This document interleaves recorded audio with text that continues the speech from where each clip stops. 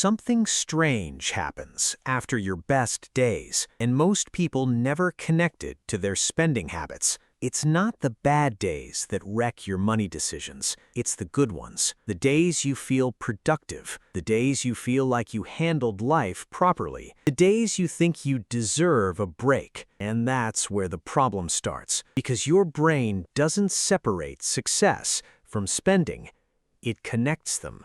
By the way, this isn't financial advice, just something to help you see your money habits a bit clearer. Think about the last time you had a really good day. Maybe you finished something important.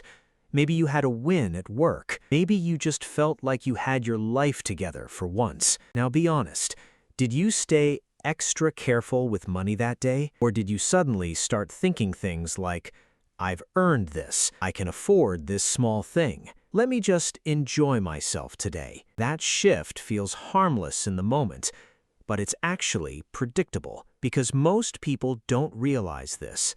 Your brain treats success like a reward signal, not a financial signal. So after a good day, your self-control doesn't just stay the same. It relaxes, not fully, not obviously, just enough to change your decisions. And that's where spending starts slipping in quietly, not as a big purchase, but as small justifications. A snack here, a ride upgrade there, a random purchase you didn't plan. Individually, they feel meaningless, but together, they form a pattern. Here's what's actually happening in your brain. When you experience a good day, your brain releases a mix of reward chemicals, dopamine being one of the main ones. But dopamine doesn't just make you feel good, it changes what feels acceptable. It tells your brain, you did well, now continue the feeling. And one of the fastest ways your brain knows how to continue the feeling is consumption. Not because you need it, but because it's quick.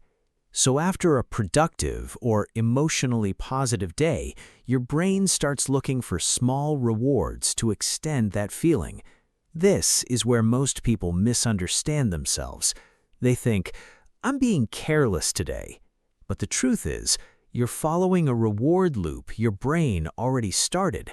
And the worst part, it doesn't feel like loss in the moment. It feels like balance. Like you're correcting something, like you're treating yourself. And society actually reinforces this, because what do people say after a good day? You deserve it. That phrase sounds harmless, but it quietly connects achievement with spending. So over time, your brain learns, good day equals reward spending is allowed. Not always big spending, just enough to slowly shift your baseline. Now here's where it gets deeper. The problem isn't just spending after good days, it's that good days become trigger systems. So instead of money decisions being based on need or planning, they start being based on mood. And that's dangerous because moods are unstable. You can't track them, you can't predict them perfectly, and you definitely can't budget around them. So what happens is this. You start building a financial life where your wins actually cost you money. Think about that.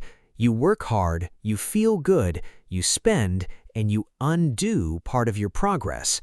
So success starts funding consumption.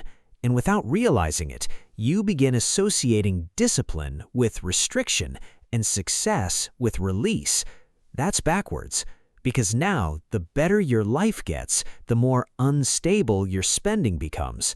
And if you zoom out over weeks or months, this is where people get confused. They say, I don't even spend that much, so why am I always broke? It's because they're tracking the wrong thing, not how much they spend overall, but when they spend.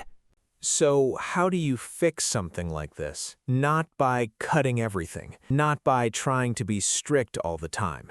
That usually fails because it ignores the trigger. Instead, you change what a good day leads to. Right now, your brain has a default pattern. Good day equals reward spending. You need to interrupt that and replace it with something else. Good day equals delay reward. Not remove it.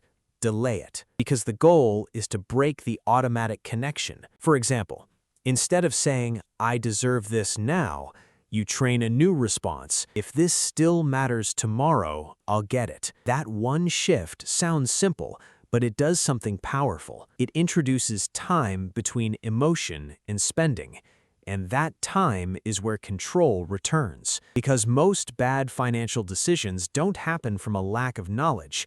They happen in moments of emotional momentum. So your real strategy isn't discipline, it's delay. Even 12 to 24 hours changes everything. Because most "I deserve this" purchases don't survive time. They survive feelings. So if your spending ever feels random, it might not be random at all. It might just be your best days quietly funding your worst habits. And once you see that pattern clearly, you stop trying to control money and start controlling the moment you decide you've earned something. Because that moment is where most of your money is actually decided.